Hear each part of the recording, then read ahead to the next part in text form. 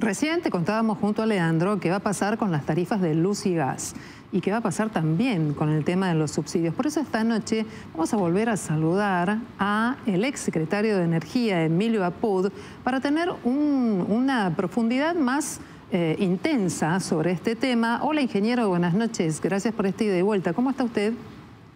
¿Qué tal, Silvina? ¿Cómo anda? Bien, estamos preocupados, ¿no? Porque empezamos a mirar las resoluciones que hoy a la mañana muy temprano envió la Secretaría de Energía y queremos ver cómo va a impactar todo esto, teniendo en cuenta que la reducción de subsidios parecería impactar de manera más intensa a los sectores de menores recursos o de menores consumos. Es una pregunta, pero no me ha quedado claro, ingeniero. ¿El gobierno va a mantener una política de una tarifa solidaria o con mayores beneficios o ya no para estas familias?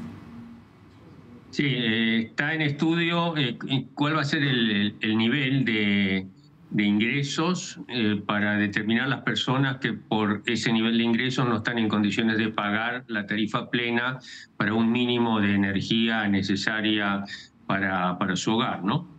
Estamos hablando de sectores residenciales.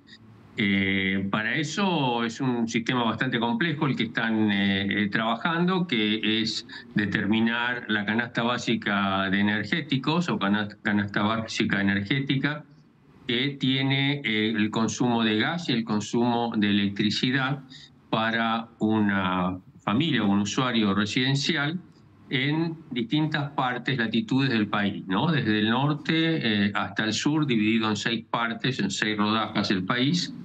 ¿Por qué? Porque según el clima, los hábitos o las necesidades de consumo, tanto de gas como de electricidad, fluctúan, ¿no? Es mucho más el consumo de electricidad para un residencial en el norte que en el sur, y es mucho más el uso del gas en el sur que en el norte.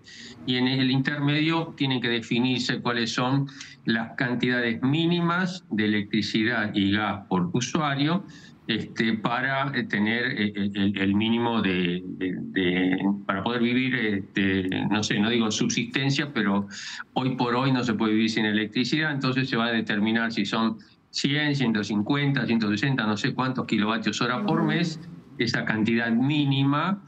Y aquellos y del gas lo mismo, ¿no? 40 metros cúbicos o 45, que va a variar según la latitud.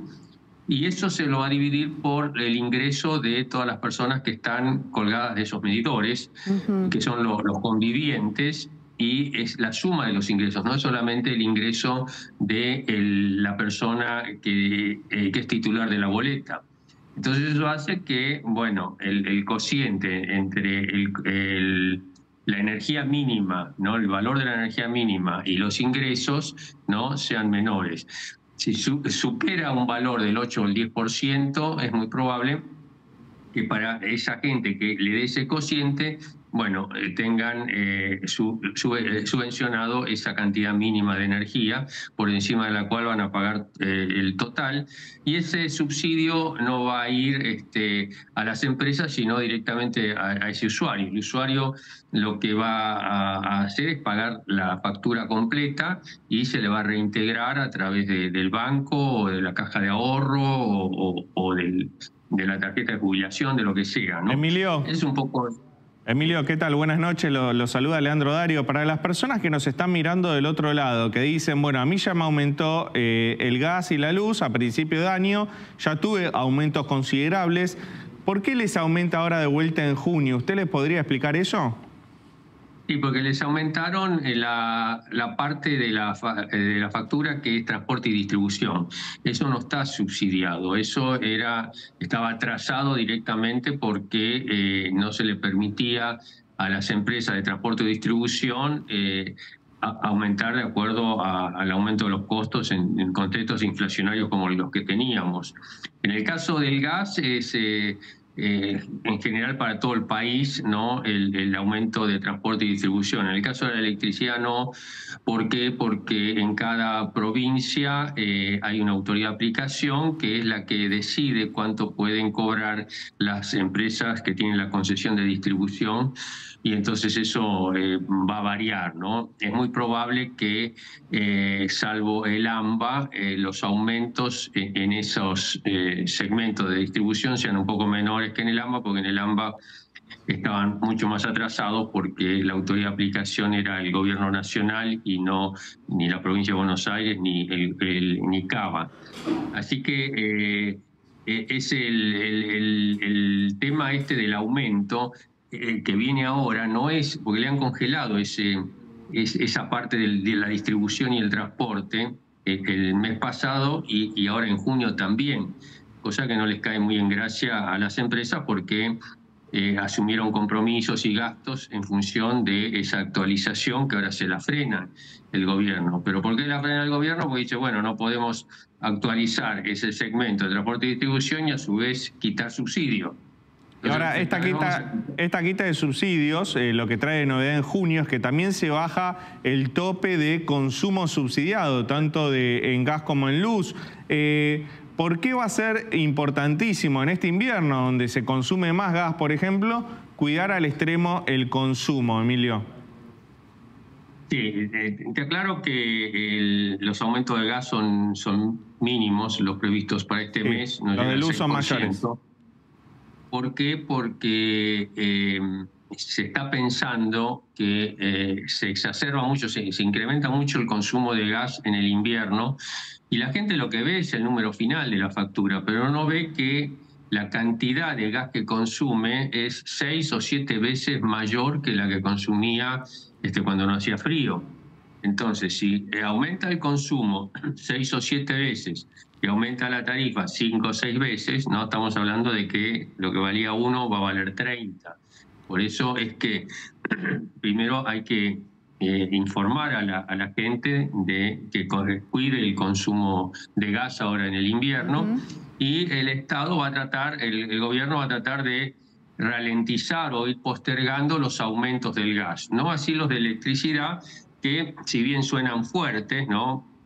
Estamos hablando de 90 o 100% para los N2, que son los que tienen menor poder adquisitivo, pero en estos momentos los N2 están pagando el 5% de lo que cuesta la energía eléctrica, ¿no? O sea, tienen 95% de subsidio. Los N3 tienen 90% de subsidio. Y eso es insostenible, al menos para la política que tiene este gobierno. Y si bien, ya sé, Silvina, la pregunta que viene, que bueno, que el contexto de todos los aumentos, etcétera, si se puede aumentar la energía, yo diría que hay que hacer un balance. Históricamente, el populismo energético nos metió en la cabeza que la variable de ajuste era la energía, que era un derecho que teníamos todos, que no sé quién lo iba a pagar.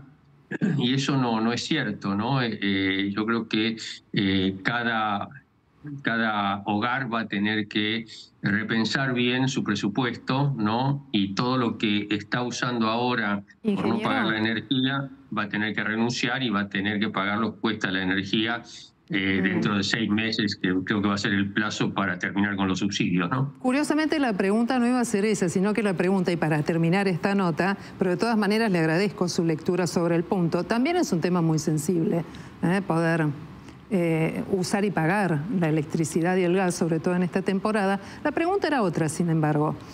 ¿Hay algún riesgo de que vuelva a haber cortes de gas y de que eventualmente ese corte vuelva a dejar sin provisión de gas a las estaciones de GNC teniendo este contexto climático, o podemos decir que la situación ya es normal? La situación es normal en la medida de que se larguen los dólares para importar, porque acá hay la producción local o la infraestructura local, digo yo, porque gas hay, lo que no hay es infraestructura. Cubre en el invierno aproximadamente el 70-80% de las necesidades. El resto, si hay plata, se importa, como se hizo siempre. Lo que es una picardía es importar, ¿no? Porque si tenemos, ¿por qué vamos a importar? Lo que pasa es que se han hecho mal las cosas en los últimos 20 años y ahora se están pagando las consecuencias, pero yo no veo ninguna posibilidad de que se vuelva a cortar. A lo sumo, si hubiera alguna emergencia, se podrá cortar a los que tienen contratos interrumpibles, ¿no? Que saben que se les puede cortar por cualquier inconveniente, pero no así como se hizo la última vez que se le cortó a todo el mundo, ¿no? Ingeniero Emilio Apud, ex secretario de Energía de la Nación, le agradecemos mucho, como siempre, esta ayuda para mirar este contexto en este tiempo sensible, cuando hay que empezar a medir cómo y cuánto consumimos de gas y de electricidad. Muchas gracias, buenas noches. Un gusto, Silvina, que lo vaya bien.